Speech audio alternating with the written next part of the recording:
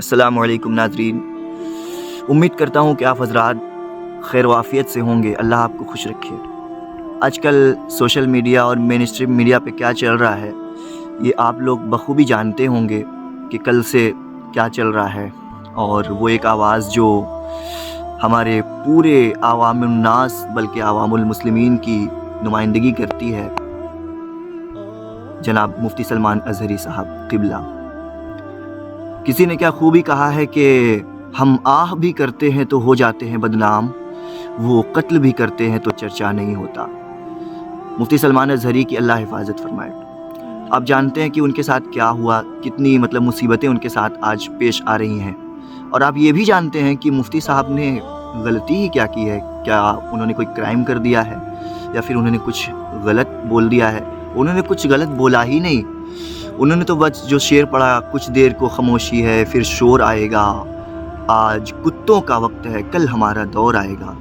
فلسطین میں کس قدر ظلم و بربریت کا معاملہ پیش کیا جا رہا ہے، معصوم سے چھوٹے چھوٹے بچوں پر پوری ہاسپٹل اڑا دی جا رہی ہے، اسکول اڑا دیا جا رہا ہے، کھانے تک نہیں دیے جا رہے ان کو، پانی نہیں میسر ہو رہا ہے ان کو۔ اب ایسے ظلم کرنے والے لوگوں کو اگر کتا وہ کہہ رہے ہیں تو میرے خیال سے یہ کتا لفظ بھی کم ہے، کیونکہ کتوں میں بھی وفاداری پائی جاتی ہے، اور وہ تو اس قدر بے وفا ہو گئے کہ ان کو بچوں پر بھی ترس نہیں آ رہا ہے، ان کو عورتوں پر بھی ترس نہیں آ رہا ہے۔ تو ایسے لوگوں کو کتا نہ کہا جائے تو کیا کہا جائے؟ مگر افسوس کی بات یہ ہے کہ ہمارے یہاں کی میڈیا، ہمارے یہاں کے لوگ جو بنا جانے سمجھے ایک دم ترنت فیصلہ لے لیتے ہیں، ترنت فیصلہ لینے میں بہت زیادہ آگے، اور ان کو یہ سوچنا چاہیے، ذرا سا سمجھنا چاہیے کہ آخر یہ بات ہو کیوں رہی ہے، کس پر ہو رہی ہے، کن کے لیے ہو رہی ہے۔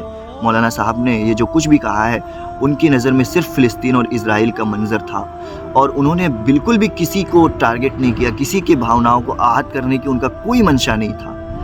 اللہ رب العزت ان کی حفاظت کرے۔ اور مفتی صاحب نے کچھ بھی غلط نہیں کہا، ہم سب کو ان کے ساتھ کھڑے ہونا چاہیے، ہمارے لوگوں کو ان کی حمایت میں کھڑے ہونا چاہیے۔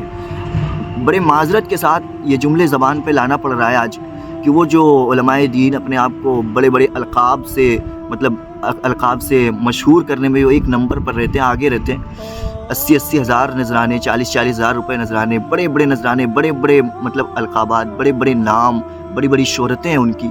آج مفتی صاحب کے لیے کوئی ایک ٹویٹ نہیں کر رہا ہے، کوئی ایک میسج تک نہیں کر رہا ہے، کوئی ایک پوسٹ نہیں ڈال رہا ہے، ایک آواز نہیں اٹھا رہا ہے۔ اٹھانا چاہیے لوگوں کو آواز۔ آج میں نے ایک ویڈیو دیکھی، وہ اپنے خیال کا آدمی نہیں ہے، وہ دوسرے مسلک کا ہے، دیوبندی خیال کا ہے، عبداللہ سلام چت ہے اس کا کچھ نام ایسے کر کے۔ اس نے جو ویڈیو میں کہا ہے بہت اچھا کہا ہے، اس کے عقیدے کیسے بھی ہوں مگر اس وقت اس نے بات بہت اچھی کی ہے۔ وہ اپنی قوم کو سمجھا رہا تھا کہ تم لوگ یہ کہہ رہے ہو کہ وہ بریلوی مسلک کا ہے، جانے دیجئے۔ ارے بریلوی مسلک کا ہو، دیوبندی کا ہو، کچھ بھی ہو، جو سامنے والا ٹارگٹ کر رہا ہے اس کو یہ نہیں معلوم ہے کہ وہ بریلی ہے کہ دیوبندی ہے، وہ تو یہ دیکھ رہا ہے کہ یہ کلمہ پڑھ رہا ہے کہ نہیں پڑھ رہا ہے۔ میرا دیوبندیوں سے کوئی تعلق نہیں، الحمدللہ، میں الحمدللہ کٹر رضوی ہوں، لیکن میں نے جو بات کہی وہ میں نے سنا تھا۔ تو اللہ رب العزت مفتی صاحب کی حفاظت کرے۔ آج وہ وقت آ گیا ہے کہ لوگوں کو حق بولنے پر بھی گرفتاریاں ہو رہی ہیں، گرفتار کر لیا جا رہا ہے لوگوں کو۔ تو حق بولنے والا ایک مضبوط آواز، حق کی ایک مضبوط آواز، ایک بلند ترین شخصیت، اعلیٰ مقام شخصیت، لوگ ان کی ترقی نہیں دیکھ پائے، لوگ ان کا اسٹیٹس نہیں دیکھ پائے، لوگ ان سے اتنی اس قدر حسد ہوئی، پتہ نہیں کس کی نظر لگ گئی مفتی صاحب کو کہ مفتی صاحب کے سامنے آج اس طریقے کی پریشانیاں پیش آ رہی ہیں۔ اللہ تعالیٰ مفتی صاحب، اور اس شعر کی ہمت دیکھو، وہ شعر اس قدر دلیر ہے کہ وہ جیل سے بھی مسکرا کر اپنے فین سے بات کر رہا ہے اور یوں کہہ رہا ہے کہ الحمدللہ میں آپ کے سامنے ہوں نا، گویا وہ بتا رہا ہے کہ اے لوگوں، جیل جانا تو یوسف کی سنت ہے، جیل تو یہ جو زنجیر ہے حضرت عابد بیمار کو بھی پہنائی گئی کربلا میں، موسیٰ کاظم بھی جیل گئے، اور ہمارے پچھلی صدی کی بات کریں تو مجاہد ملت نے بھی اسلام کے لیے جیل کاٹی ہے۔ تو اگر میں جیل چلا گیا تو کیا بڑی بات ہے؟ یہ مفتی صاحب کا اشارتاً جملہ ہے، لیکن وہ مفتی صاحب کی اپنی وہ اپنا جذبات ہے، وہ اپنا خیال ہے، ہم ان کے غلاموں میں گنے جاتے ہیں۔ ہمارا یہ فرض بنتا ہے کہ ہم اپنے طریقے سے ان کے لیے حمایت میں کھڑے ہوں، دعا کریں پروردگار سے کہ اللہ مفتی صاحب کی رہائی کے اسباب جلد سے جلد بنا دے، اور مفتی صاحب کے مخالفین کا منہ کالا فرما دے۔ مفتی صاحب جس طریقے سے انہوں نے اسلام کی خدمت کی ہے اس طریقے سے لوگوں کو اللہ خدمت کرنے کی توفیق عطا کرے۔ وہ وقت یاد کریں جب ایک ملعون شخص نے سرکار کی شان میں گستاخی کی تو سارے بھارت میں اکیلے مفتی صاحب نے اس کو للکار کر کے اس کے چیلنج کا جواب دیا تھا۔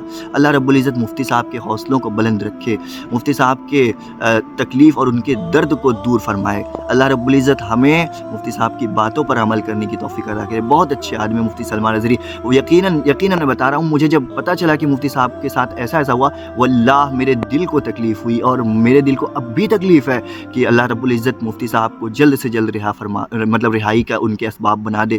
مجھے بہت تکلیف ہوئی کہ وہ کس طریقے، یار اتنا زیادہ لوگ گر گئے کہ کسی کو بولنے نہیں دیا جائے گا، مطلب کوئی بول بھی نہیں سکتا اب۔ کتنے گر جائیں گے لوگ، کہاں تک جائیں گے آخر؟ مسلمانوں کی دشمنی انسان کو کہاں تک لے جائے گی؟ اللہ رب العزت ہمیں اپنے حبیب صلی اللہ علیہ وسلم کے صدقے میں ایمان و عقیدے پر قائم رکھے، اور جب موت آئے تو خاتمہ بالخیر فرمائے۔ اللہ رب العزت مفتی صاحب کی مصیبتوں میں ان کی مدد فرمائے۔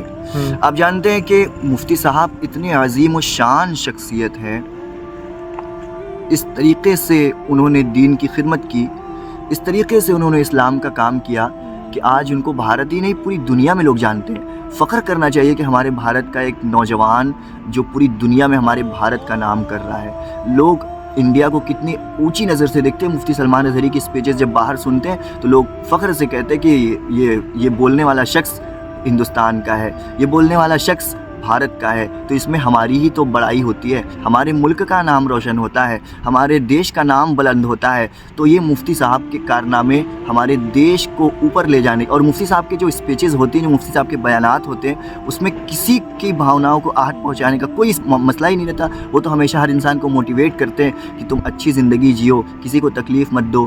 ہمارے اسلام کی جو اچھی باتیں، کسی کو تکلیف مت دو، کسی کا مال ناحق مت کھاؤ، جھوٹ نہ بولو، نماز پڑھو، وغیرہ وغیرہ، یہ تمام چیزوں پر ان کا ہمیشہ فوکس رہتا ہے۔ اور خاص کر اپنے نوجوانوں کو مخاطب کر کے کہتے ہیں کس طریقے کی بھی غریبی آ جائے، کس طریقے کی بھی مفلسی آ جائے، مگر مصطفیٰ کا دامن نہ چھوڑو، کیونکہ مصطفیٰ کریم صلی اللہ علیہ وسلم ہی وہ ایسی شخصیت ہے کہ جو کائنات میں سب سے اچھی شخصیت، جن کے دامن کو پکڑنے کے بعد انسان کبھی بھی غمگین نہیں ہو سکتا، وہ چاہے اپنا ہو یا بیگانہ، کیونکہ مصطفیٰ کریم اللہ رب العزت نے ان کو ساری کائنات کے لیے رحمت بنا کر بھیجا۔ سرکار دو عالم صلی اللہ تعالی وسلم کی ان تمام احادیث اور ان کے اقوال کو لے کر زندگی بھر کام کرنے والا وہ شخص آج مصیبت میں گرفتار ہے۔ اللہ رب العزت ان کی مدد فرمائے، اللہ رب العزت ان کے سمرتھکوں کو ہمت عطا کرے، اور ان کے وکلاء کو، ان کے کہ سپورٹرز کو اور زیادہ جرأت عطا کرے کہ مفتی سلمان اظہری کے لیے وہ اور اونچے طریقے سے آواز اٹھا سکیں اور اعلیٰ طریقے سے کام کر سکیں، اور جلد سے جلد اللہ رب العزت ان کی ان کے رہائی کا اسباب بنا دے، اور آپ حضرات بھی اس کے لیے خاص طور سے دعا فرمائیں۔